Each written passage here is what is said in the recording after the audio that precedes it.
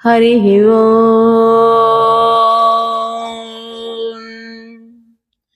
अभवाय मनोभवाय ते जलजातोदरसंभवाय च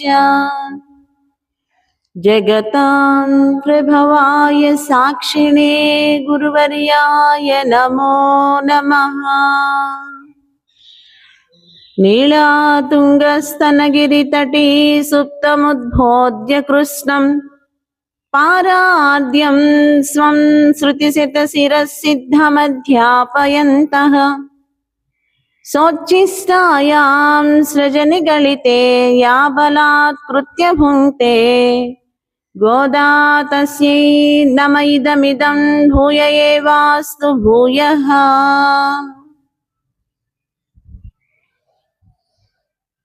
ఓం శ్రీహరి. ప్రియ భగవద్బంధువులారా, మనం ధనుర్మాస వ్రతాన్ని చేసుకుని పాసురాలని అనుసంధానం చేసుకుంటూ ఉన్నాం. ఈరోజు 17వ పాసురం గురించి ప్రవచనాన్ని సాగిద్దాం.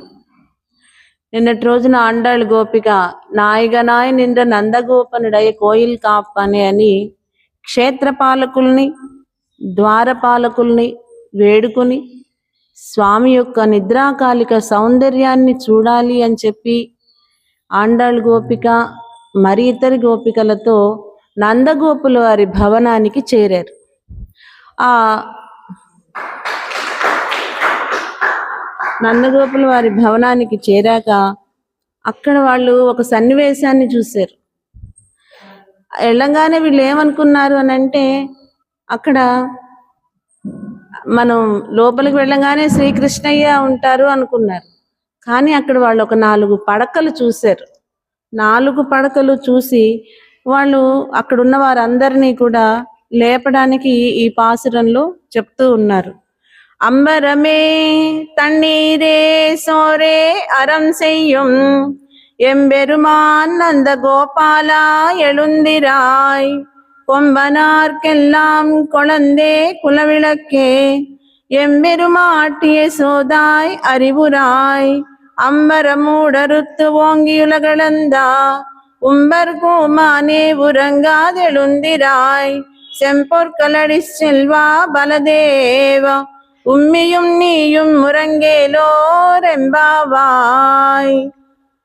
అంబరమే తన్నీరే.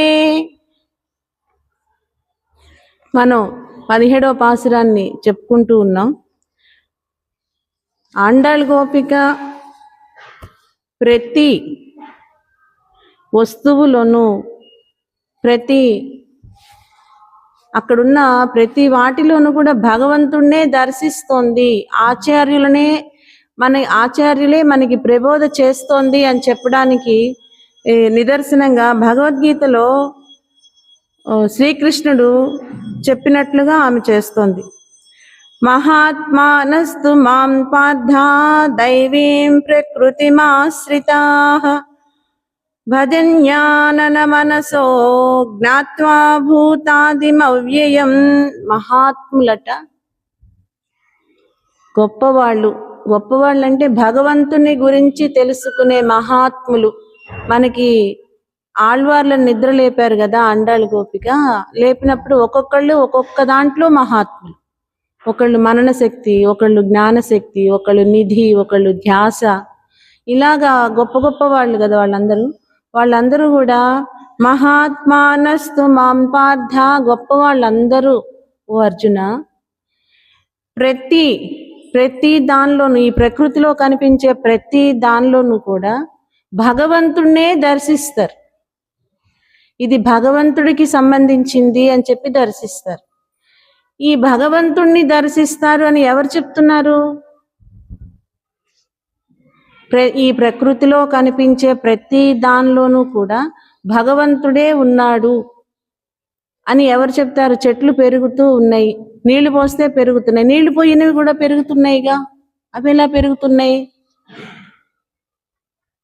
వాటికి ఆహారం, నీరు అన్ని అందుతున్నాయిగా, భూమి అందిస్తోంది కదా. అట్లా అలానే జీవరాశులు కొన్నిటికి మనం పెంచుకునే వాటికి ఆహారం ఇస్తున్నాం, మనం పెంచని వాటికి ఎవరు ఆహారం పెడుతున్నారు? భగవంతుడే ఇస్తున్నాడు. అలానే ఇక్కడ కొన్ని వస్తువులు చేతనంగా అనిపిస్తున్నాయి, ఆ చేతనంగా ఉన్నవి ఎలా కదులుతున్నాయి?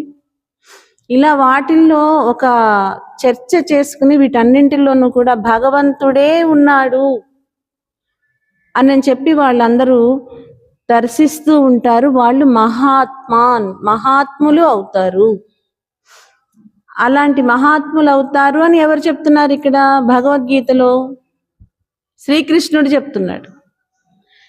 శ్రీకృష్ణుడు భగవద్గీతలో చెప్తుంటే మనం కృష్ణం వందే జగద్గురుం అని చెప్తాం.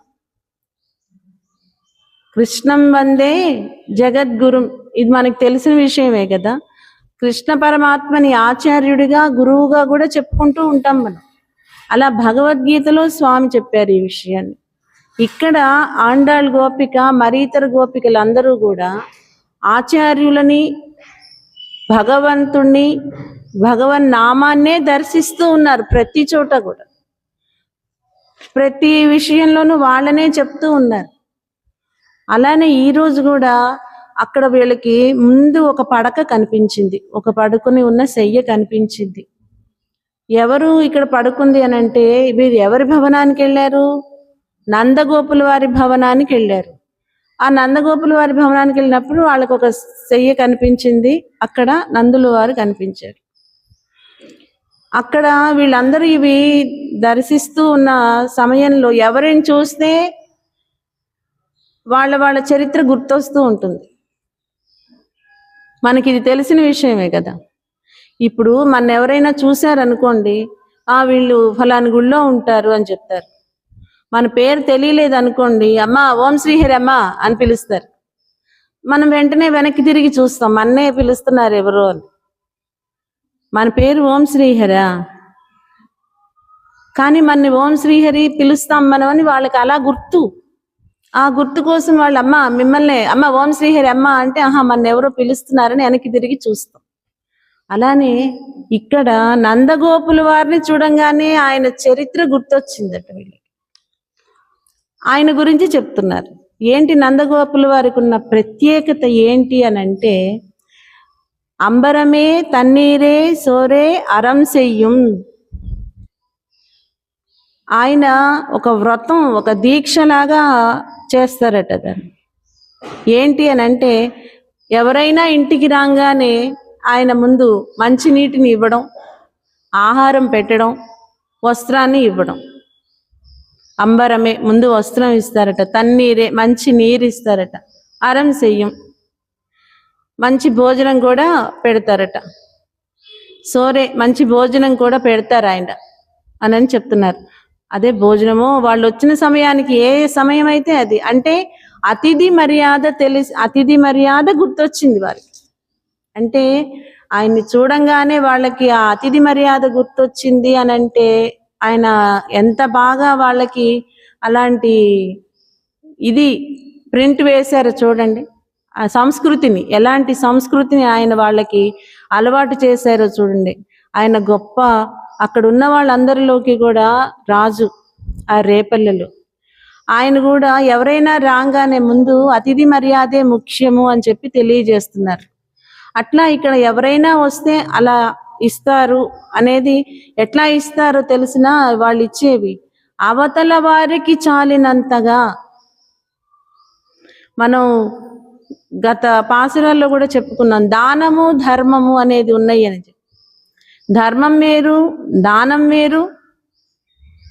దానము అని అంటే ఏంటది? మనం ఒకరిని పిలిచి మనం ఇద్దాము అని నిర్ణయించుకుని ఇచ్చేది దానము. ఎవరైనా మన ఇంటికి వచ్చినప్పుడు, వారు ఏదైనా అడిగినప్పుడు అది ఇచ్చేది భిక్ష, వారికి చాలినంతగా ఇచ్చేది భిక్ష. అట్లనే ఎవరైనా మన ఇంటికి వచ్చినప్పుడు వారికి మనం ఇచ్చేది, అంటే అతిథి మర్యాద చేసేది ధర్మం.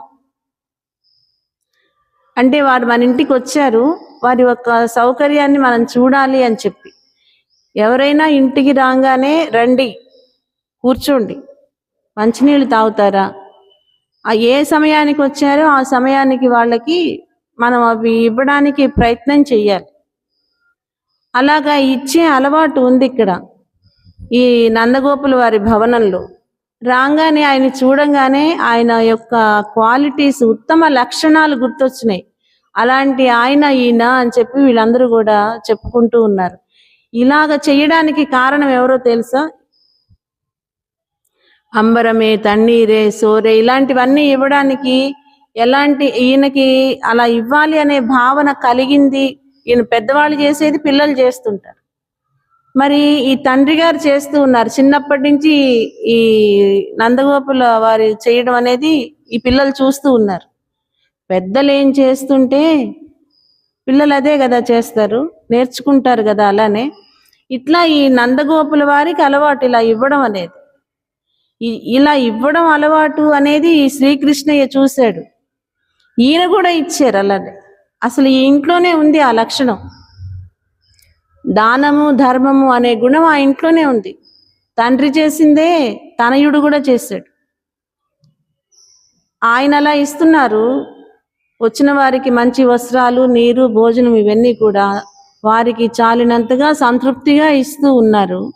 మరి కృష్ణయ్య కూడా ఎవరికన్నా ఇచ్చారా అట్లాగా? శ్రీకృష్ణుడు కూడా ఎవరికన్నా ఇచ్చారా? శ్రీకృష్ణుడు కూడా ఇలానే చేశారు. ఎలా చేశారు? వస్త్రాలు ఎవరికి ఇచ్చారు? వస్త్రాలు ద్రౌపదికి ఇచ్చారు. అలానే నీరు ఎవరికి ఇచ్చారు? భారత యుద్ధంలో పాండవుల యొక్క గుర్రాలకి నీరు అక్కడ సమకూరి లేనప్పుడు ఆయన వారుణాస్త్రాన్ని ప్రయోగించి వాటి దాహార్తిని తీర్చారు. అలా ఇచ్చారు నీరు. ఆయన వస్త్రాలను ఇచ్చారు, నీటిని ఇచ్చారు. ఆహారం ఎవరికి పెట్టారు? ఆహారం కూడా పెట్టారు. చాలా ముఖ్యమైన సమయంలో గోపబాలురు ఉన్నారు కదా, గోపబాలురికి ఆహారం పెట్టారు. ఆయన ఎలా పెట్టించారు ఆహారం అని అంటే, కొంతమంది ఋషులు యజ్ఞాలు చేసుకుంటూ వెళ్ళిపోతూ ఉంటారు. దాన్ని ఒక యజ్ఞం అని చెప్తారు. కొంత ప్రదేశాల్లో కొన్ని రోజులుండి యజ్ఞం చేసుకుంటూ వెళ్ళిపోతూ ఉంటారు. అలానే ఆ అరణ్యంలో ఒక చోట యజ్ఞం జరుగుతుంది. ఆ యజ్ఞం జరుగుతున్నది ఈ శ్రీకృష్ణయ్యకి తెలుసు. ఆయన అక్కడ ఈ పిల్లలు గోపబాలురు అందరితో ఆడుకుంటూ ఉన్నారు అక్కడ. వాళ్ళు, కృష్ణ ఇంకా మాకు ఆకలి అవుతుంది, ఇక మనం ఈ ఆటను ఆపేసి ఏమన్నా తిందామన్నారు. అవునా, అయితే ఒక పని చేయండి, అక్కడ హోమధూమం కనిపిస్తుంది కదా, అక్కడ మీకు ఆహారం ఇస్తారు, వెళ్ళండి అని చెప్పారు.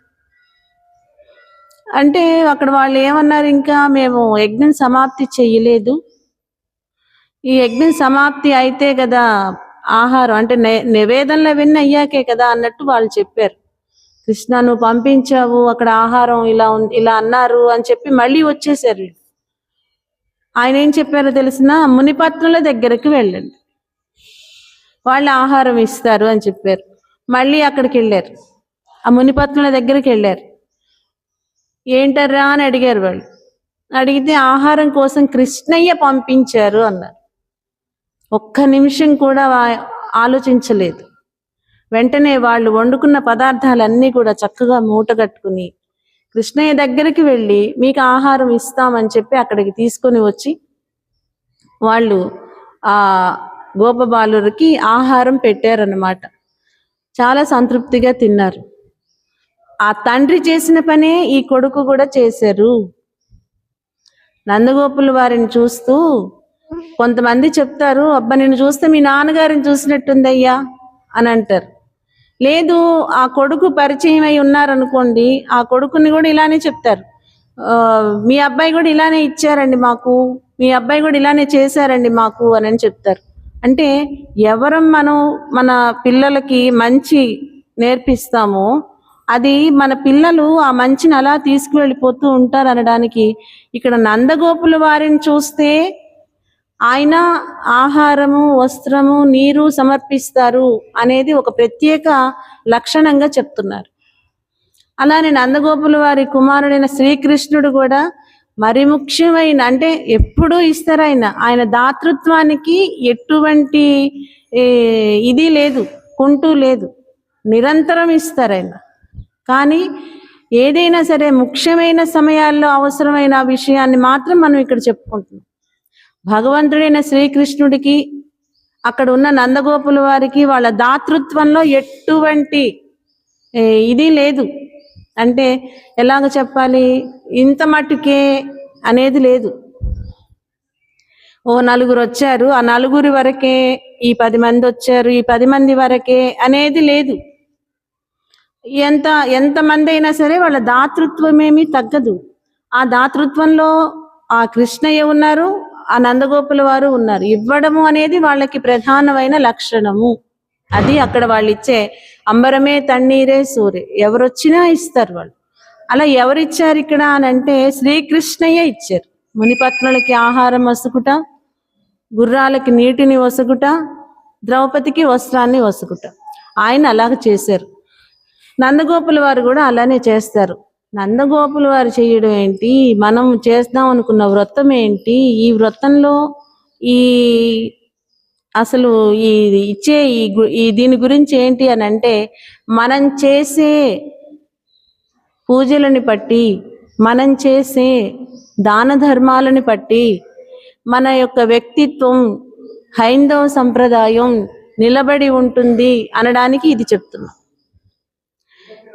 ఇందాక ఒకటి అనుకున్నాం కదా, మహాత్ములు ప్రతి దానిలోనూ భగవంతుణ్ణి చూస్తారు అని. ఆ చెప్పింది ఎవరు అంటే గీతాచార్యుడు అని కూడా చెప్పుకున్నాం కదా.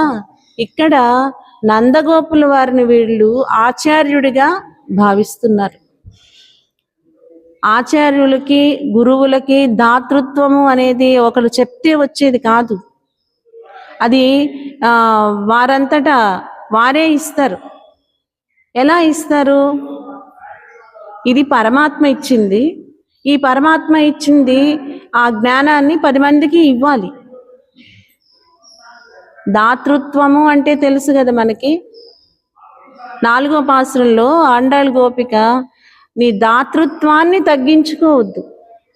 నీ దాతృత్వం ఏంటో తెలిసినా, నువ్వు సముద్రం లోపలికి వెళ్ళి నీటిని బొజ్జు నిండా తాగేసి తర్వాత త్రేంపి ఆ తర్వాత నువ్వు వచ్చి వర్షాన్ని కురవాలి.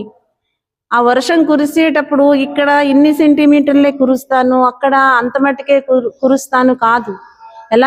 ఎలా కురవాలో తెలిసినా సుదర్శనం లాగా కురవాలి. అంటే నీ దాతృత్వం నువ్వు ఇవ్వాలి అనే బుద్ధిని తగ్గించుకోవద్దు. ఇంత మట్టుకే చేద్దాం అనుకోవద్దు. ఎంతమంది అయినా సరే చెయ్యాలి అనే నీ ఔదార్య గుణాన్ని తగ్గించుకోవద్దు అని చెప్తుంది. అట్లానే ఇక్కడ నందగోపుల వారి కూడా తన ఔదార్యం ఏమీ కూడా తగ్గలేదు ఇప్పుడు మనం చెప్పుకున్న వాటిలో. అలానే ఆచార్యుడు ఉంటారు, గురువులు ఉంటారు. నిరంతరము ఈ 3 లక్షణాలు ఎవరికి ప్రకాశిస్తూ ఉంటాయి అనంటే గురువులకి ప్రకాశిస్తూ ఉంటాయి. వాళ్ళు నిరంతరము అన్వేషిస్తూ ఉంటారు. ఎవరొచ్చినా సరే వాళ్ళకి మంచి జ్ఞానాన్ని అందించాలి అని చూస్తారు. భగవదాభిముక్తుల్ని చెయ్యాలి అని చూస్తారు. భగవంతుణ్ణి చూపించాలి అని చూస్తారు. భగవన్ నామాన్ని వాళ్ళకి పరిచయం చేయాలి అని చూస్తారు. భగవంతుని నామం చేస్తే మీకు కలిగే అనుభూతి ఇంత గొప్పగా ఉంటుంది అని చెప్పడానికి వాళ్ళు ప్రయత్నం చేస్తారు. అవి ఆ 3. నీరు మనకి దేనికి ఉపయోగపడతాయి? దాహం తీరడానికి ఉపయోగపడతాయి. నీరు లేకపోతే, దాహం తీరకపోతే ఏమవుతాం? ప్రాణానికి ప్రమాదం వస్తుంది. ఆహారం కూడా అంతే. కొంతకాలం వరకు ఆహారాన్ని నిర్జిస్తాం, కానీ ఆహారాన్ని పూర్తిగా నిర్జిస్తే ఏమవుతుంది? దేహం కృషించిపోతుంది. అట్లానే వస్త్రం, మనం వస్త్రాన్ని దేనికి నిదర్శనంగా చూసుకుంటాం? మన దేహ సంరక్షణ కోసం వస్త్రాన్ని తీసుకుంటాం. ఈ భగవదాభిముఖులైన వీరు మళ్ళా ఈ ప్రకృతిలో ఉన్న వాటికి చిక్కుకోకుండా ఉండాలి అనే ఒక దీంతో వాళ్ళు మనకి ద్వైమంత్రాన్ని ఇస్తారు. అలాగా ఈ 3 ఆచార్యునికి వర్తిస్తాయి. ఈ 3 ఇక్కడ చెప్తోంది ఆండాళ్ గోపిక. ఇవన్నీ నిజంగా జరిగేవేనా అని మనకు ఒక ఆలోచన వస్తుంది. గురువులు ఆచార్యులు అని ప్రతి దానిలోనూ చెప్తారు, వాళ్ళు నిజంగా చేస్తారా అని అంటే ప్రతి దానిలోనూ వాళ్ళు చేసే చర్య చేష్ట అది ఇతరులు అనుసరిస్తూ ఉంటారు. తెలిసి చేసినా అనుసరించడం అనేది వాళ్ళకి కావాలి అనిపించి చేసినా కూడా మనకి చెప్తారు భగవద్గీతలో, యద్యదాచరతి శ్రేష్ఠ తత్తదేవేతరో జనాః సయత్ ప్రమాణం కురుతే లోకస్తదనువర్తతే అని చెప్తారు. ఎవరైతే ప్రజ్ఞ కలిగిన వాళ్ళు ఆచార్యులు ఉంటారో వారు దేన్నైతే అనుసరిస్తూ ఉంటారో దాన్ని ఇతరులు కూడా అనుసరిస్తూ ఉంటారు అని చెప్తారు. గురువులు మనకి మామూలుగానే అనిపిస్తారు. మనకి తెలిసిన వారి గురించి చెప్పుకుందాం. నందగోపుల వారు ఇస్తారు అని చెప్పుకున్నాం, శ్రీకృష్ణయ్య ఇస్తాడు అని చెప్పుకున్నాం, గురువులు ఇలా ఉంటారు అని కూడా చెప్పుకున్నాం. మనకి ఏది కావాలో అలాగా వాళ్ళ దాతృత్వాన్ని తగ్గించుకోకుండా ఇస్తారు అని. మనకి మన గురువు గారి గురించి మనకి తెలుసు కొన్ని విషయాలు. ఏంటి అని అంటే 1992లో 92 నుంచి నాకు తెలిసినది చెప్తున్నాను. నాకు గురువు గారితో పరిచయం ఉన్న విషయాన్ని చెప్తున్నాను. ఈ కొలకలూరులో సుందరకాండ యజ్ఞము అనేది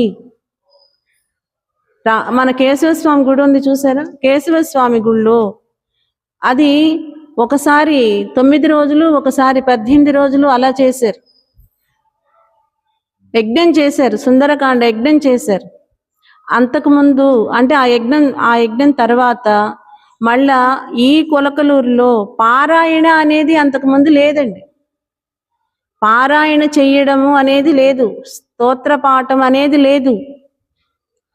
మనకి భరద్వాజ పక్షులు నిరంతరము మననం చేస్తూ ఉంటాయి అంటారు చూసారా, ఎవరికి వారు బ్రాహ్మణులు వాళ్ళ మంత్రభాగం వాళ్ళు ఆలయాల్లో చెప్పుకోవడం తప్ప ఒక చక్కగా కూర్చోవడం పారాయణ చేయడం, ఒక విష్ణు సహస్రనామం, ఒక లలితా సహస్రనామం, ఒక హనుమాన్ చాలీసా, భగవద్గీత, తిరుపావై, ఇవి ఎక్కడ ఎవరు ఎట్లా చదువుతూ ఉన్నా ఆచార్య ముఖంగా వచ్చినవే, గురుముఖత వచ్చినవే.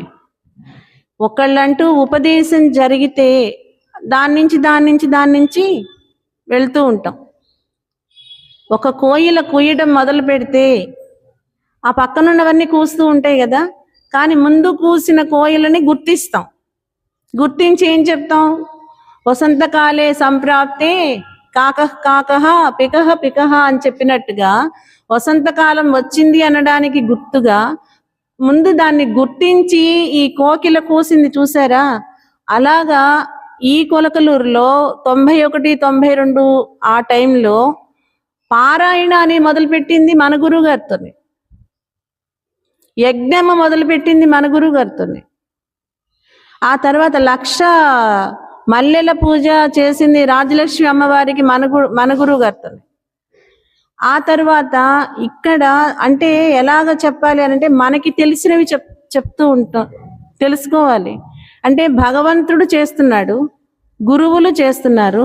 ఆ గురువులు మనకి దగ్గరలో మనకి అలాగా జ్ఞానం తెలిసిన వాళ్ళు మన ఎవరైనా నడిపించి ఉంటారా అనే ఆలోచన వస్తుంది కదా.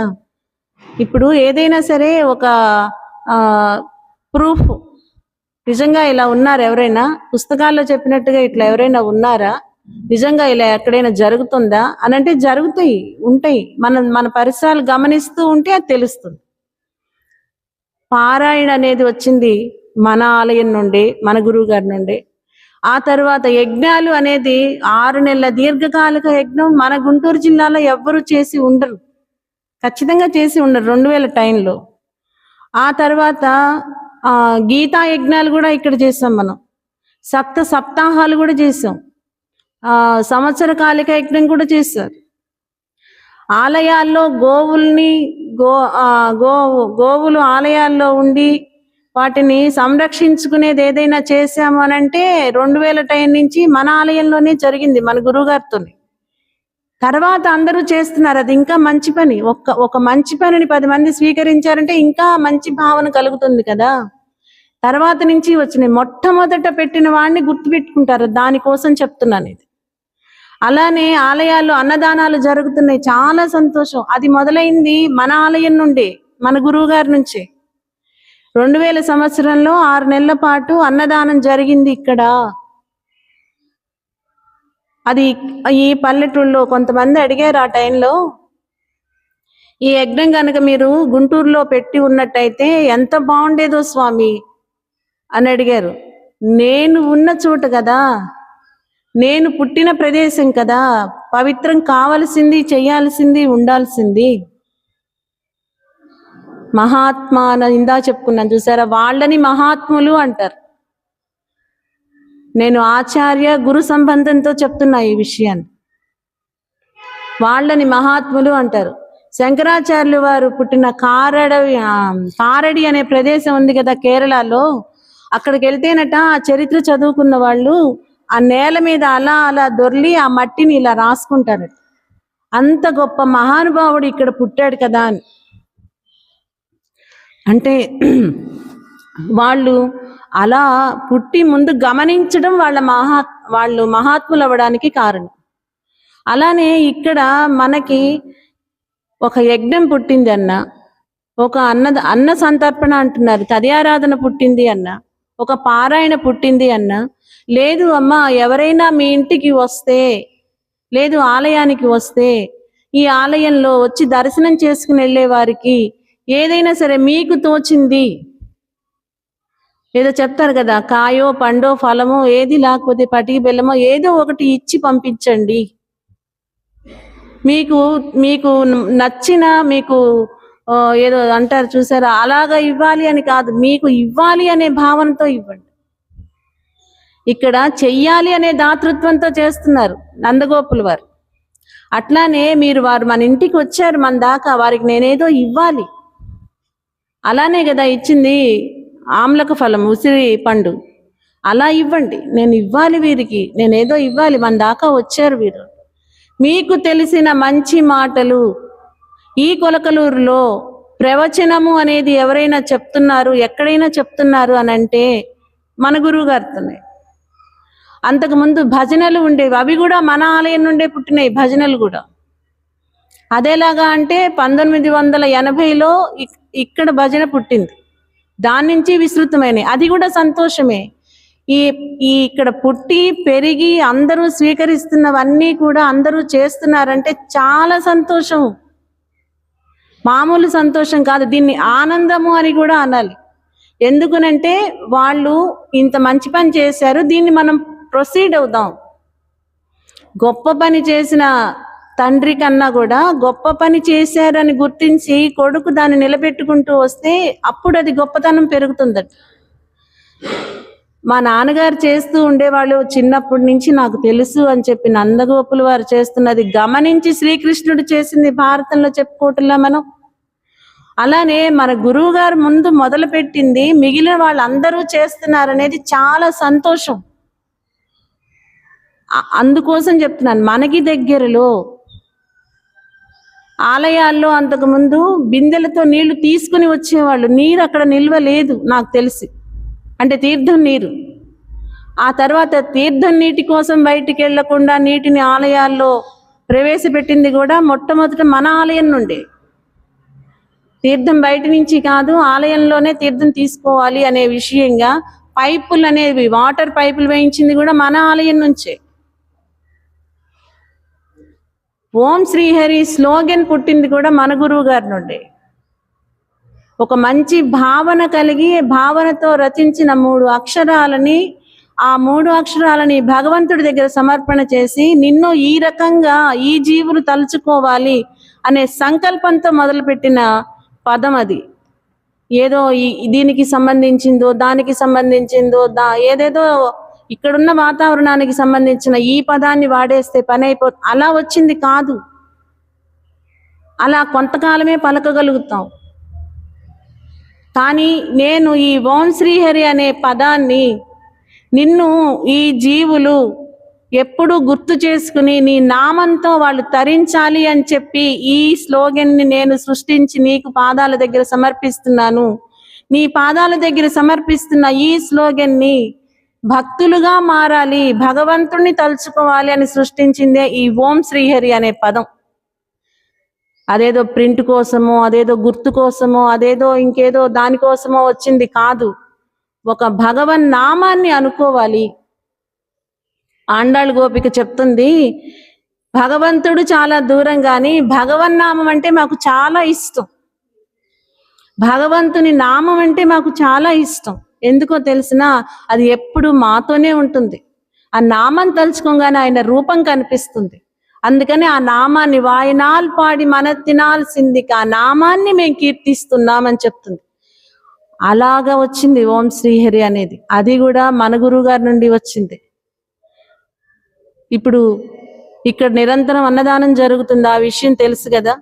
ఎవరు వచ్చినా సరే ఆహారం తీసుకోవడానికి ఏదో ఒకటి పంచభక్ష పర్వాణాలు అనేది కాకపోయినా వారి ఆకలిని తీర్చేలాగునైతే మనం ఆహారం ఇవ్వగలుగుతాం. దాంట్లో ఎటువంటి సందేహము లేదు. అది నందగోపుల వారిలాగా మన గురువు గారు కూడా ఆహారాన్ని ఇస్తున్నారు కదా. మనకి తోచినంతలో ఎవరికైనా సరే వస్త్రదానాలు చేస్తూనే ఉన్నాం. అది కూడా ఇక్కడ మనకి జరుగుతూనే ఉంది కదా. ఆలయాల్లో నీటిని ఇవ్వడం అనేది ఇక్కడ నుంచే ఇదైంది అని చెప్పి చెప్తున్నా. ఆ నీరు కూడా ఇక్కడ మన గురుగారు ఇస్తూనే ఉన్నారు కదా. నందగోపుల వారిలాగా ఆచార్యత్వం అంటే అది, అందుకోసం చెప్తున్నాను. గురుత్వము అంటే అది వీరి వరకే ఇస్తాము, వీరికే చెందింది లేదు. చాలా మంది వస్తారు మన ఆలయానికి, అంటే ఇదంతా మనం ఏదో అంటారు చూసారా, వాళ్ళ సొంత ఇదిలాగా పదాలు చాలా భయంకరంగా వాడేసుకుంటాం అండి. ఇది కొంచెం ఒక్కొక్కసారి బాధ అనిపిస్తుంది. అవి వాళ్ళదేదో సొంతవన్నీ ఏదో చెప్పుకోవడానికి మైక్ పెట్టుకున్నట్టు కాదు. మన పరిసర ప్రాంతాల్లో ఆ పుస్తకాల్లో ఉన్న వాటిని గురించి అవి అనుభవించి వీటిని నిజంగా మనం మన ప్రజలకి అందించాలి అనే మహానుభావులు పుడతారు, మన పరిసర ప్రాంతాల్లో ఉన్నారు, ఇలా జరుగుతున్నాయి అని చెప్పడానికి మాత్రమే ఇది చెప్తున్నాను. ఇది 33 ఏళ్ల చరిత్ర. ఈ 33 ఏళ్లుగా ఇది ఇక్కడ నడుస్తూనే ఉంది. ఈ రోజు వచ్చింది కాదు, ఈ నిమిషంలో పుట్టింది కాదు. ఆచార్యత్వము, గురుత్వము అంత గొప్పగా ఉంటాయి. ఎవరు ఆర్తిని చెంది ఉంటారో ఆ ఆర్తిని నేను ఎంత మటుకు వాళ్ళని ఔదార్యంతో ఆ ఆర్తి నుండి బయటికి తీసుకురాగలను. అనేక రకాల బాధలు చాలా మంది మన గోష్ఠిలో చెప్తుంటారు, ఆ బల్ల ఎన్ని సమస్యలు వింటుందో కదా గురువుగారి దగ్గర అని చెప్పి. ఎన్ని సమస్యలు, ఆ బల్ల మాట్లాడితే తెలుస్తుంది మనకి పెద్ద బుక్. ఎన్ని ఎన్ని బాధలు ఎలాగ చెప్పుకుంటుంటారో. ఒక్కొక్కసారి చిరాకు వచ్చేస్తుంటుంది, టైం ఎక్కువైపోయింది, ఉండలేము, ఓపిక లేదు అనిపిస్తుంది. కానీ ఆ చైర్లో కూర్చుని అలానే ఉంటారు ఆ గురువుగారు. మీకేంటి, మీకు ఇబ్బందిగా లేదా అని ఎప్పుడన్నా అడిగితే మీకు ఇబ్బంది అయితే వెళ్ళండి అని అంటారు. అంటే మనకే పెట్టారనుకుని వెళ్ళిపోవడం అంతే. వాళ్ళు గురువులు, వాళ్ళు ఆచార్యులు. నందగోపుల వారు అలా ఆయన దగ్గరికి వెళ్ళంగానే ఆ క్వాలిటీస్ అన్ని కనిపించినాయి. నందగోపుల వారు, ఆయన రాజుగారు, మనం బ్రీఫ్ అయిపోవాలి, మనం ఇలా ఉండాలి అనిపించలా వాళ్ళకి. ఈయన కదా అంబరమే తన్నీరే సోరే అరం సెయ్యం అని చెప్పి ఈయన లక్షణాలు ఇవి ప్రకాశించిన ఆయన నందగోపుల వారు. ఆయన అలా ఎలా ఇవ్వగలుగుతున్నాడు, ఇట్లా ఈ శక్తి ఎలా వస్తుంది? మనం కూడా ఒకటి ఏదన్నా చేస్తే ఇది జనం తీసుకుంటారా? కొంత సమయం వరకే తీసుకుంటారు, అన్ని సమయాల్లోనూ తీసుకోరు. మనం ఏదైనా ఒకటి సృష్టించాం అనుకోండి, అది కొంత సమయం వరకే, ఆ తర్వాత మనం యువతలకు వచ్చాక మళ్ళీ దాన్ని తీసుకోరు. మరి ఇది అలా కాదు, ఉన్నా లేకపోయినా అది ప్రకాశిస్తూనే ఉంది. ఎలాగా అనంటే ఆనందాన్ని దాచుకున్నవాడు నందగోపుడు. నందగోప భవనానికి వచ్చామని చెప్తాను కదా, నందుల వారు అని అంటున్నారు కదా, ఆనందాన్ని దాచుకున్నారట, పరిరక్షిస్తూ ఉంటున్నారట, ఆనందాన్ని పరిరక్షిస్తూ ఉంటున్నారట. ఏంటది ఆనందం? కొంబనార్కెళ్ళాం కుళందే కుళవిళక్కే యశోదాయ్ అరివురాయ్. యశోదాదేవిని మంత్రంగా చెప్తున్నారు. యశోదాదేవి ఆమె ఆ గోపవంశానికి మణిదీపము వంటిది అని చెప్తున్నారు. మణులే అన్ని ఆ ఇంట్లో ఉన్నవి, అన్ని ప్రకాశించేవి. సజాతి పక్షులన్నీ ఓ చోట చేరుతాయి. గొప్పవాళ్ళు గొప్పవాళ్ళని గుర్తించగలుగుతారు. అట్లానే ఈ యశోదాదేవి చాలా ప్రకాశవంతంగా ఉంది. ఆ గోపకులానికి అంతటికి కూడా రేపల్లకి ఆమె మణిదీపము లాంటిది. మణిదీపం అంటే మాకు ఒకటి గుర్తొచ్చిందండి. యశోదాదేవట సాయంత్రం సంధ్యా సమయంలో ఆమె ఒక కూడలిలో చక్కగా ఒక దీపం వెలిగించి వెళ్తుందిట. ఆ దీపం కాంతి నుండి మరి ఇతర దీపాలన్నీ కూడా వెలిగించుకుంటూ వెళ్తారట గోపికలు. అదే మణిదీపం అని అంటే ఆమె ఆ వంశంలో ప్రకాశవంతమైనది అని చెప్తున్నారు. యశోద అంటే కీర్తిని ఇచ్చునది అని. ఎలాగా ఆమెకి కీర్తి వచ్చింది? ఎలాగొచ్చింది ఆమెకి ఆ కీర్తి అని అంటే, ఆమెకి శ్రీకృష్ణుడు ఎప్పుడైతే చేరారో ఆమెకి ఆ కీర్తి వచ్చింది. శ్రీకృష్ణుడు వచ్చాకే కదా యశోదాదేవి చరిత్ర మనం చదువుకుంటూ ఉంటాం. అలాగా శ్రీకృష్ణుడు ఎప్పుడైతే వచ్చారో ఆమెకి ఆ కీర్తి వచ్చింది. ఎలాగా కృష్ణుడు వస్తే వచ్చేస్తుందా? మంత్రము అనేది ఆచార్యులు ఇస్తారు. ఆ మంత్రం ఎవరిది ఇస్తారు మనకి? సిద్ధ మంత్రము, సాధ్య మంత్రము అని చెప్పి 2 రకాలు ఉంటాయి. సిద్ధ మంత్రము అని అంటే అది ఒక అష్టాక్షరి మాత్రమే. సాధ్య మంత్రము అంటే ఇంకా చాలా ఉన్నాయి. ఇప్పుడు మనకి మాలలు వేసుకునేటప్పుడు ఒక మంత్రాన్ని ఇస్తారు, ఆ నామాన్ని చెప్పుకోండి అంటుంటారు, అలాగా ఉంటాయి. కానీ సిద్ధ మంత్రం అలా కాదు. విష్ణుదేవుని షడక్షరి, వాసుదేవుని ద్వాదశాక్షరి, అష్టాక్షరి, ఇలా 3 మంత్రాలు ఉంటాయి. ఇందాక మనం 3 చెప్పుకున్నాం కదా, అలానే ఈ 3 మంత్రాలు ఉంటాయి. ఈ 3 మంత్రాల్లోనూ కూడా గొప్పగా ఉన్నది, కీర్తిని ఇచ్చున్నది, ఆనందాన్ని ఇచ్చున్నది ఏదో తెలుసా? అష్టాక్షరి. అది మనం ఇక్కడ 6 నెలలు చేసాం, ఇందాక చెప్పుకున్నాం. ఈ అష్టాక్షరి మనకి అదే సిద్ధమంత్రం. అష్టాక్షరి సిద్ధమంత్రం. అది ఎవరి చేత రచించబడినది కాదు, అది భగవంతుడి యొక్క స్వరూపాన్ని ఆ మంత్రం అలా వచ్చేసింది. సర్వవ్యాపకో నారాయణ అనే శబ్దానికి అష్టాక్షరి నిదర్శనం అన్నమాట. అన్ని చోట్ల వ్యాపించి ఉంటారు. ఇందుగలడు అందులేడు అను సందేహము వలదు, చక్రి సర్వోపగతుండు, ఎందెందు చూసినా అందందే గలడు అనడానికి నిదర్శనం అష్టాక్షరి. ఎందుకనంటే సర్వవ్యాపకో నారాయణ, అంతస్య నారాయణ, బహిశ్చ నారాయణ అలాగ చెప్తారు. అన్ని చోట్ల ఉన్నాడు ఆయన. అలా ఉన్న ఆయన ఎవరు? నారాయణుడు. ఆ నారాయణుడు ఆయన మంత్రం ఏది అనంటే అష్టాక్షరి. దాన్ని గనక మనం గురువుపదేశంగా గనక తీసుకుంటే, అది గురువుపదేశంగా మనం గనక దాన్ని తీసుకుంటే మనకి ఇది లేదు అనేది లేదు, నేను ఈ బాధలతో ఉన్నాననేది లేదు. నీ మంత్రం చేయడంలోనో గురువుని అర్థం చేసుకోవడంలోనో లోపం ఉంటుందేమో, కానీ అది ఆ మంత్రం తీసుకున్నాము, మేము ఈ పని చేస్తున్నాము అని అంటే ఆ పని అవ్వలేదు అనేది లేదు. ఇంత రచన జరుగుతుందండి ఇక్కడ, చాలా రచన జరుగుతుంది. మన గురువుగారు కూడా మనకి తెలుసు. చిన్నజీయర్ స్వామి వారు అంత రచన చేశారు. 8వ వింత అని చెప్తున్నారు. ఏంటది? శంషాబాద్లో ఉన్న రామానుజాచార్య స్వామి విగ్రహాన్ని 8వ వింత అని చెప్తున్నా. ఎలా చేశారు? ఎలాగ అవుతుంది అది? ఒక్క మనిషి వల్ల ఇదంతా అవుతుందా? అందరూ సపోర్ట్ చేస్తేనే కదా అవుతుంది. చాలా మంది డబ్బులు ఇస్తే అన్ని పనులు అవుతాయా? 1 కోటి రూపాయలు ఉన్నా ఇల్లు కట్టుకుని వాళ్ళని నేను చూపిస్తా, ఇల్లు కట్టుకోలేని వాళ్ళని లేదు. ఏం చేస్తాం? మనం అనుకుంటే కాదు. భగవన్నామంలో మనం ప్రవేశించిన తర్వాత భగవంతుడు మనలో ప్రవేశించి ఒక్కడిని 100 మందిగా చూపించేలాగున రచన చేయిస్తారు. అది ఈ రచన అంతా కూడా.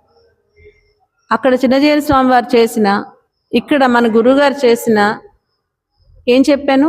మంత్రంలో వారు ప్రవేశించి ఆ మంత్రంలో వారు రమిస్తూ ఉన్నప్పుడు భగవంతుడు వారిలో ప్రవేశించి 100 మంది చేసే పనిని ఒక్కరి చేత చేయిస్తారు.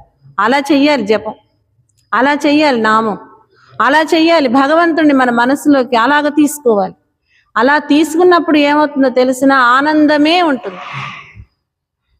ఆనందమే మనకి కనిపిస్తూ ఉంటుంది ప్రతి చోట కూడా. అట్లా ఈ యశోదాదేవి ఉన్నది అక్కడ. ఆ యశోదాదేవి తర్వాత ఇంకొకళ్ళు ఉన్నారు. ఆమెని ప్రెబ్బలి తీగ దీనిలాగా చెప్తున్నారు. ఆ మంత్రం ఎలా ఉంటుందట, యశోదాదేవి ఎలా ఉంటుంది అని అంటే ఆమె సౌందర్య రాశి. ఆ సౌందర్యంతో ఆమె ప్రకాశిస్తూ కూడా ఎలా ఉంటుంది అంటే మనకి నది ఒడ్డున కానీ సముద్రం ఒడ్డున కానీ చిన్న గడ్డి ఇలా మొలుస్తుంది. ప్రెబ్బలి చెట్టు లాగా ఉంటుందట. అది ఎందుకు అలా ఉంటుందంటే చాలా ఫ్లెక్సిబుల్ గా ఉంటుంది. అది తీగలు కూడా ఉంటాయి. అది ఎలా కావాలంటే అలా వంగుతుంది, ఎరగదు.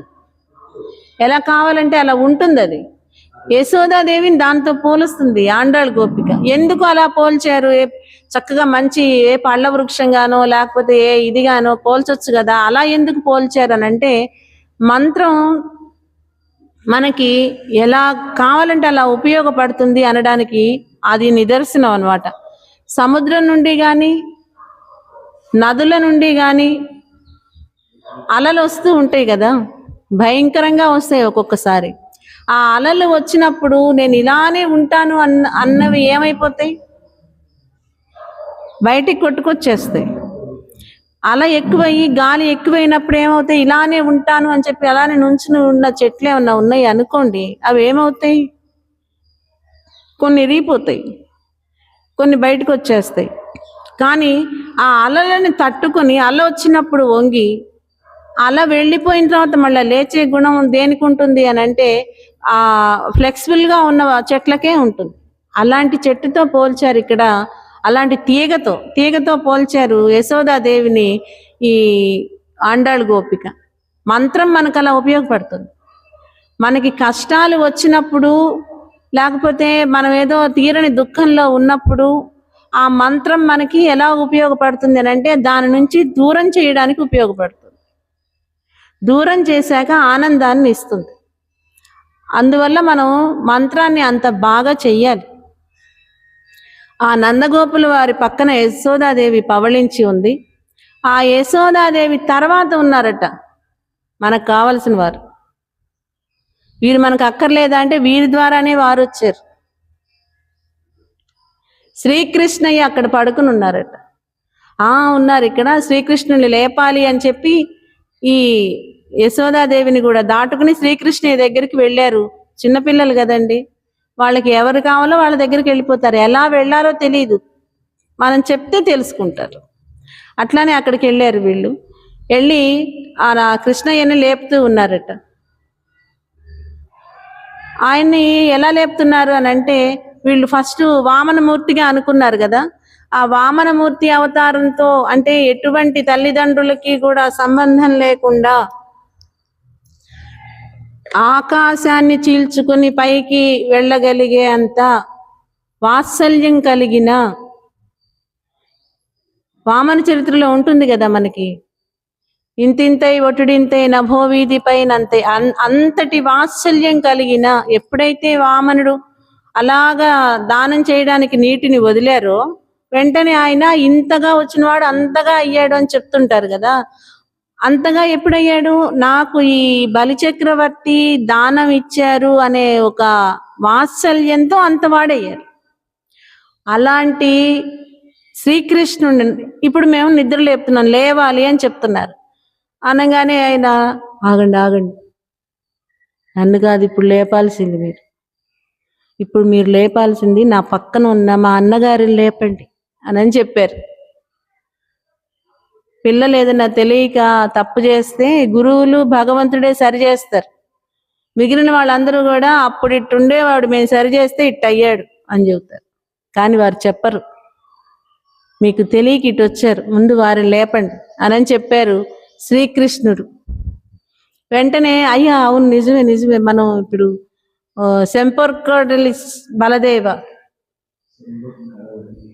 సెంపొర్ కడలడి చెల్వ బలదేవ అని చెప్పి వెంటనే వీరందరూ కూడా ఆ బలరాముని దగ్గరికి వెళ్ళారు.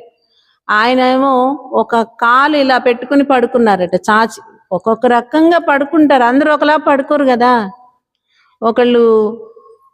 కొంతమందికి బోర్లో పడుకునే అలవాటు ఉంటుంది, కొంతమందికి ఒకవైపు తిరిగి పడుకునే అలవాటు ఉంటుంది, కొంతమందికి త్రివిక్రముడలే ఒక కాలు చాచి పడుకునే అలవాటు ఉంటుంది, కొంతమంది ఏమో ఇలాగా శివతాండవం వల్లే పడుకునే అలవాటు ఉంటుంది. చాలా విన్యాసాలు ఉంటాయి పడుకునేవి. అంటే వాళ్ళ సుషుప్తి వాళ్ళ దీన్ని తెలియజేస్తూ ఉంటుంది, నిబద్ధతను తెలియజేస్తూ ఉంటుంది. దాని గురించి కూడా కొన్ని చెప్తుంటారు మనకి. వాళ్ళు పడుకునే తీరుని బట్టి కూడా వాళ్ళ మైండ్ సెట్ ఎలా ఉంటుందో తెలుస్తుందట, అది కూడా ఉంటుంది.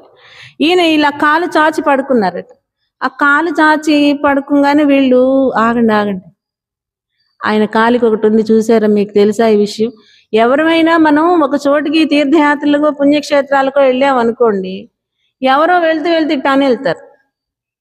ప్రదర్శనం చేస్తూ తిరుమల వెళ్ళాము, ప్రదర్శనం చేస్తూ ఎందుకు వాళ్ళు ఇలా అని అంటారు.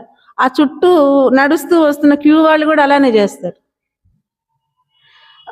ఎవరైనా తెలిసిన వాళ్ళు లేకపోతే కొంచెం విమర్శ ఉండే వాళ్ళు ఎవరన్నా ఎందుకు అక్కడ ఇలా అంటున్నారు, ఏముంది అక్కడ అంటే ముందా మంది నేను అన్నాను, అంతే జరుగుతుంది. అలా అంది అని చెప్తారు. అంటే అక్కడికి వెళ్ళిన చోట వాళ్ళకి ఏంటి అనిపిస్తుంది అని అంటే, ఇక్కడున్న ప్రతిదీ తెలుసుకోవాలి అనే ఆరాటం కలుగుతుంది ఈ అడిగిన వాళ్ళకి. ఎందుకు ఇక్కడ దండం పెడుతున్నారు, ఇక్కడ ఏదైనా జరిగిందా, లేకపోతే ఇక్కడ స్వామి దండం పెట్టుకుంటే ఏమన్నా మోక్షం ఇస్తానన్నాడా, లేదు ఇక్కడ ఎవరైనా మహానుభావులు కూర్చుని వెళ్ళారా, లేదు ఎవరైనా ఇక్కడ తపస్సు చేసి సిద్ధి పొందారా, ఇలా తెలుసుకోవాలనే ఆరాటంతో అడుగుతుంటారు. ఎక్కడ ఇదంతా అడిగేది? పుణ్యక్షేత్రాలకు వెళ్ళినప్పుడు. అలానే వీళ్ళు ఎక్కడికి వచ్చారు? నందగోపుల వారి భవనానికి వచ్చారు. అది రాజభవనం కదా, రాజులు ఉండేది. ప్రతిదీ కూడా తెలుసుకోవాలి వీళ్ళు, ప్రతిదీ తెలుసుకుని ఇదేంటి అని. ఇదిగో ఆ కాలు చూసావా బలరాముల వారిది, దీనికి ఒక చరిత్ర ఉంది. ఏంటో తెలిసినా? ఆ బంగారు కడియం ఉంది చూసావా, మనకి కూడా ఎవరైనా సరే పిల్లలు పుడుతూనో పోతూనో ఉంటే ఏం చేస్తారంటే చెవి కాడలని కుట్టిస్తారు, చెవి పోగులని. అది వైట్ పూసలు వేయటాలు, పిచ్చి పేర్లు పెట్టటాలు, ఇలాంటివన్నీ కూడా చెప్తారు. ఎందుకంటే ఆ పిల్లలు బ్రతకాలి అని.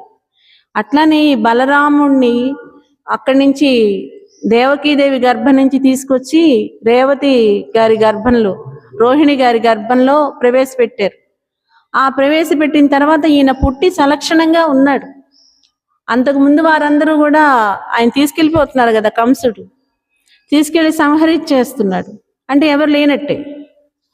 అందువల్ల బాధతో అక్కడి నుంచి తీసుకొచ్చి దేవకీదేవి గర్భం నుంచి రోహిణి గర్భంలో ప్రవేశపెట్టారు. ఆ రోహిణి గర్భంలో ప్రవేశపెట్టిన తర్వాత ఆయన పుట్టిన తర్వాత బలరాముడు ఆయన క్షేమంగా ఉన్నాక కృష్ణయ్య పుట్టారు. ఈయన పుట్టి సలక్షణంగా ఉన్నాడు, ఈయన చలవ అని చెప్పి, ఈయన బాగుండాలి అని చెప్పి ఆ కడియం వేశారు. ఆ కడియానికి మేము నమస్కారం చేస్తున్నాం. ఆ బంగారు కడియం వేసుకున్న పాదాలకి మేము నమస్కారం చేస్తున్నాం. ఎందుకో తెలిసినా? ఆయన చల్లగా ఉండి మాకు ఈ కన్నయ్యను అందించి ఈ జ్ఞానాన్ని మాకు ఇచ్చారు కాబట్టి అని చెప్పి ఆ పాదాలకి, బలరాముని యొక్క పాదాలకి వాళ్ళు నమస్కారం చేసుకుంటూ ఉన్నారు. ఈ బలరాముణ్ణి వీళ్ళు పొగుడుతూ ఉన్నారు, అంతే కదా. మనకి మంచి పిల్లలు ఎవరైనా వచ్చి వాళ్ళ జ్ఞానంతో పాటలో పద్యాలో ఇవన్నీ చెప్తూ ఉన్నారు అనుకోండి, ఏం చెప్తాం మనం? తల్లిదండ్రులు బాగా పెంచారని చెప్తాం కదా, చాలా పద్ధతిగా పెంచారండి, సంస్కారంగా పెంచారండి, వీణ కూడా నేర్పిస్తున్నారా, మరి సంస్కృతి సంప్రదాయాలు బాగా మీరు పరిరక్షిస్తున్నారు, ఈ పిల్లలే కదా రేపు పెద్దవాళ్ళయి మంచి సమాజంగా తయారయ్యేది, ఇలా చెప్తూ ఉంటాం. అట్లానే ఇక్కడ ఈ నందగోపుల ఈ బలరాముణ్ణి వీళ్ళు పొగుడుతున్నారు. ఎందుకో తెలుసా? నీవు పుట్టిన తర్వాతనే కదా మాకు కృష్ణయ్య ఈ రేపల్లె రావడం, కృష్ణయ్య దక్కడం అనేది జరిగింది అని చెప్పి. ఎందుకో తెలుసా? నిన్ను వదిలి ఆయన కొంచెం సేపు కూడా ఉండడు. ఇప్పుడు ఆయన లేపడానికి వచ్చినా కూడా బలరాముణ్ణి లేపండి అని చెప్పారు. అలానే నిన్ను వదిలి ఆయన క్షణం కూడా ఉండడు. ఎవరు ఈ బలరాముడు? మనకి రామాయణంలో లక్ష్మణస్వామి ఉన్నారు. లక్ష్మణస్వామిని ఏం చెప్తారంటే లక్ష్మణో లక్ష్మీ సంపన్న అని చెప్తారు. ఆయన లక్ష్మి అంత సంపద కలిగిన ఆయన. ఏం సంపద ఉంది అని అంటే రాముడితో ఉండడమే సంపద, అంతే ఆయనకున్న సంపద. ఆయన నిరాహారి అయి రాముడితో ఆయన 14 సంవత్సరాలు ఉన్నారు. సీతాదేవైనా కొంచెం ఆయనకి 1 సంవత్సరం ఎడబాటుగా ఉందేమో, కానీ లక్ష్మణస్వామి మాత్రం లేరు. పుట్టిన దగ్గర నుంచి కూడా, అంటే ఆయన పుట్టిన తరువాత మనకి మామూలుగా చెప్తారు కదా, రాముడు, భరతుడు, లక్ష్మణుడు, శత్రుఘ్నుడు. అలాగ ఎట్లా పుట్టారో అలా వాళ్ళు ఉయ్యాల్లో వేశారు. వేస్తే ఈ లక్ష్మణస్వామి ఊరుకోవట్లేదుట. ఒకటే గోల, అరుస్తూ ఏడుస్తూ ఉంటున్నారట. ఎందుకు ఏడుస్తున్నాడో తెలియలేదు. ఎందుకు ఏడుస్తున్నారు అని చెప్పి ఒక్కొక్కళ్ళు ఆ పిల్లవాడిని తీసి ఆడిస్తూ రాముడి పక్కన పడుకోబెట్టారట. టప్మని ఆపేశారట. వెంటనే ఏడుపు ఆపేశారట. అంటే రాముని పక్కన చేరితే హాయిగా ఉంటాను నేను అని చెప్పి తెలియజేశారు. అట్లా ఎప్పుడూ కూడా ఆయన్ని వదిలిపెట్టి లేరు. రామచంద్రమూర్తిని వదిలిపెట్టి లక్ష్మణస్వామి లేరు. అట్లా తమ్ముడిగా సేవ చేశారు. ఆ తమ్ముడిగా సేవని స్వీకరించిన రామచంద్రమూర్తి ఇప్పుడు తాను తమ్ముడిగా పుట్టి అన్నగారి దగ్గర సేవ చేస్తూ ఉన్నాడు. వాళ్ళిద్దరూ కలిసి తిరుగుతూ ఉన్నారు. ఏంటి వీళ్ళ సంబంధం? మనకి నవవిధ సంబంధాలు ఉన్నాయని చెప్పాను కదా. పితాచ రక్షకశేషి భర్తాజ్ఞేయో రమాపతి స్వామ్యాధారో మమాత్మాచ భోక్తాచాద్య మనూదిత అని చెప్పాం కదా.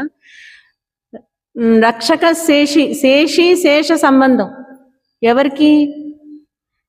బలరామకృష్ణులకి. శేష సంబంధం అంటే అది మనకి కొంచెం ఎలాగా ఏంటి అని ఆలోచన వస్తుంది.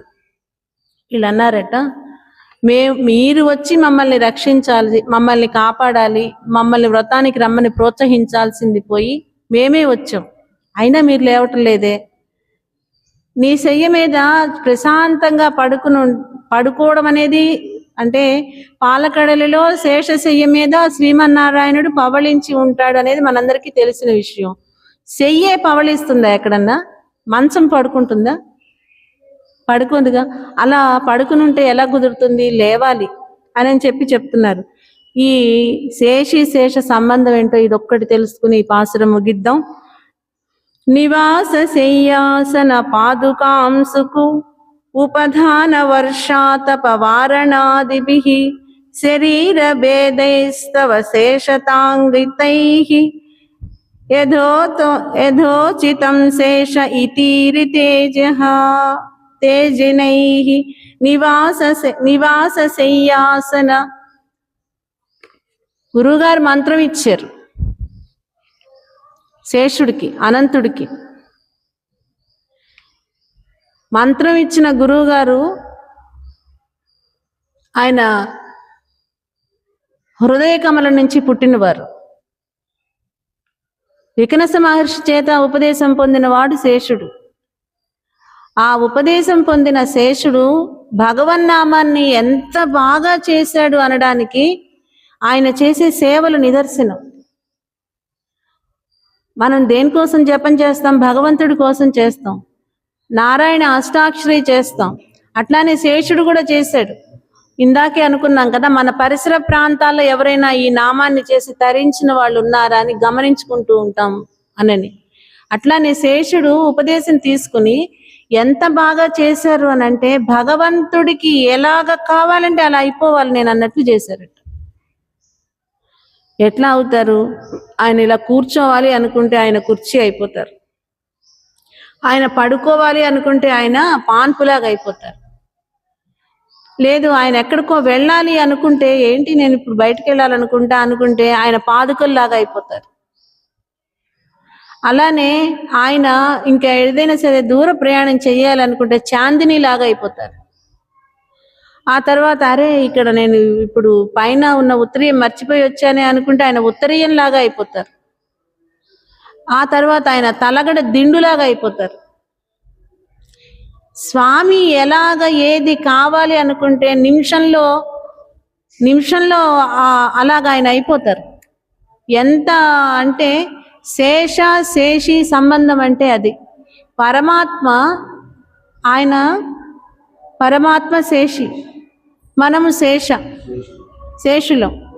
అంటే మనం ఆయన ఎలా కావాలంటే అలా తయారవ్వగలిగిన స్థితిలాగా ఉండగలగటం శేషుత్వం. ఆయన మనతో చాలా, అంటే ఆయన ఇల్లే ఇది, ఈ దేహం కానీ ఈ ఆత్మ కానీ, ఈ ఆత్మను నేను ఎప్పుడు కావాలంటే అప్పుడు ఉపయోగపెట్టుకోవచ్చు అనేలాగున ప్రశాంతంగా మనతో ఉండగలగటం శేషిత్వం. అది సంబంధం. ఆ సంబంధంతో ఉన్నారు రామలక్ష్మణులు ఇద్దరు. ఆ సంబంధంతో ఉన్నారు ఇక్కడ బలరామకృష్ణులు ఇద్దరు కూడా. అటువంటి సంబంధం కలిగింది కాబట్టే కృష్ణ ఏం చెప్పారు ముందు? ఆయన్ని లేపండి అన్నారు, బలరాముణ్ణి లేపండి అన్నారు. అందువల్ల ఇక్కడ ఈయన బలరాముణ్ణి లేపమని చెప్పారని బలరాముని గురించి వీళ్ళు పొగుడుతూ ఉన్నారు. అలాంటి వాడివి కదా నువ్వు ఇలా పడుకుని ఉండడం సమంజసం కాదు, నువ్వు లేవాలి, లేచి మాకు శ్రీకృష్ణుని యొక్క దర్శనాన్ని దర్శింప చెయ్యాలి అని చెప్తున్నారు. ఈ పాసురంలో నందగోపుల వారి దగ్గర ఇప్పుడు ఎవరెవరు పడుకున్నారు ఇక్కడ? ఆచార్యస్వామి, మంత్రము, శ్రీకృష్ణుడు, తర్వాత బలరామకృష్ణులు పడుకున్నారు, భాగవతులు. వీళ్ళందరూ ఉన్న చోట ఆనందమే ఉంటుంది. ఈ మంత్రంతోనూ ఈ ఆచార్యులతోనూ ఆయన చాలా విధేయుడై ఉంటాడట భగవంతుడు. అది సంబంధం వాళ్ళ పట్ల, వాళ్ళ దగ్గర. అందుకని ఆండాళి గోపిక వీళ్ళని తీసుకుంది. ప్రతి దానిలోనూ ఆచార్యుడిని, భగవంతుడినే చూస్తోంది గోపిక, ఆండాళి గోపిక అని చెప్తున్నాం కదా, అది సంబంధం. ఆయన చాలా విధేయతగా ఉంటారట. కృష్ణయ్య ఎంత అల్లరి చేస్తాడో మనందరికీ తెలుసు. ఇలాగైతే ఇంతసేపు చెప్పనిచ్చేవాడు కాదు ఇక్కడ ఉన్నట్లయితే. గోపిక ఉన్నారు కాబట్టి ఆండాళి గోపిక చెప్తున్నది వింటున్నారు. అర్థమైందా? అట్లా కృష్ణయ్య చాలా ఆ గోల చేసే వ్యక్తి. తిన్నగా ఉండటం ఇష్టం లేదు అసలు తిన్నగానే ఉండరు ఎవరు. అసలు పడుకోవడం అనేది లేదు, పడుకున్నట్లు నటిస్తారు. ఆయన పడుకునేది, పడుకుంటే ఇక్కడ అక్కడికి వెళ్ళమని ఎలా చెప్తారు? చెప్పరు కదా. అలాంటి గోల చేసి ఆయనట నందగోపుల వారు ఎక్కడన్నా బయటికి వెళ్ళాలి అని అనుకుంటే, బయటికి వెళ్ళేటప్పుడు ఏమి వేసుకుంటాం మనం? పాదుకలు వేసుకుంటాం కదా. ఆ పాదుకలు ఈయనే తీసుకొచ్చి నెత్తిన పెట్టుకుని వస్తారట.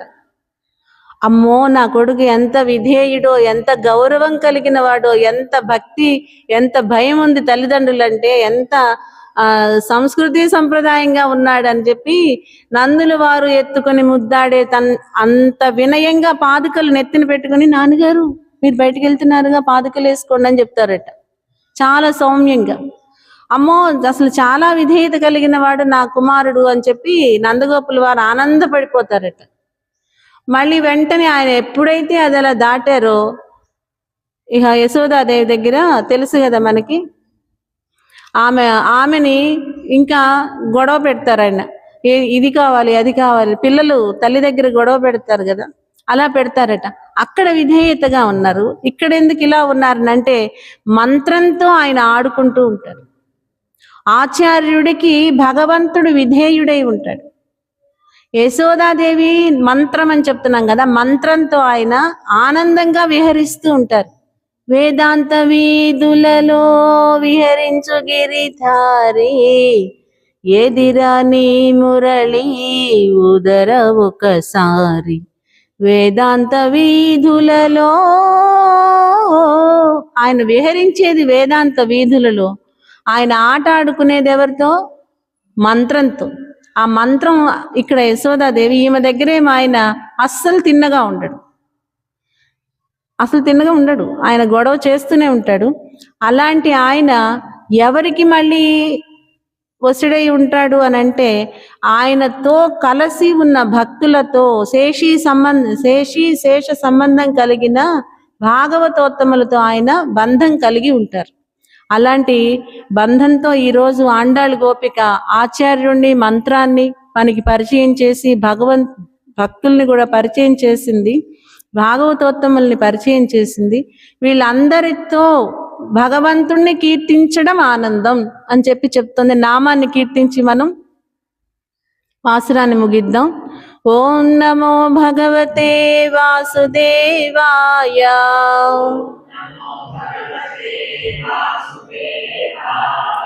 ఓం నమో భగవతే వాసుదేవాయ.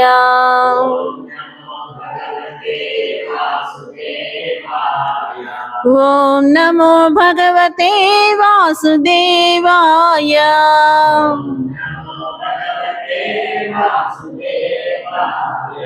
ఓం నమో భగవతే వాసుదేవాయ.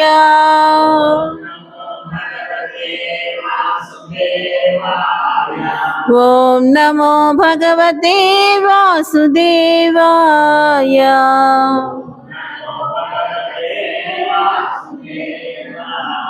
శ్రీకృష్ణ భగవానుకి, ఆండాళ్ గోపికకి, విఖనసాచార్య మహర్షికి, ఆచార్య గోష్ఠికి, భాగవత గోష్ఠికి, పద్మావతి గోదా సమేత శ్రీ కూర్మ వెంకటేశ్వర స్వామికి, యజ్ఞశాలకు, ఏడుకొండలవాడ వెంకటరమణ గోవింద గోవింద. ఓం శ్రీహరి.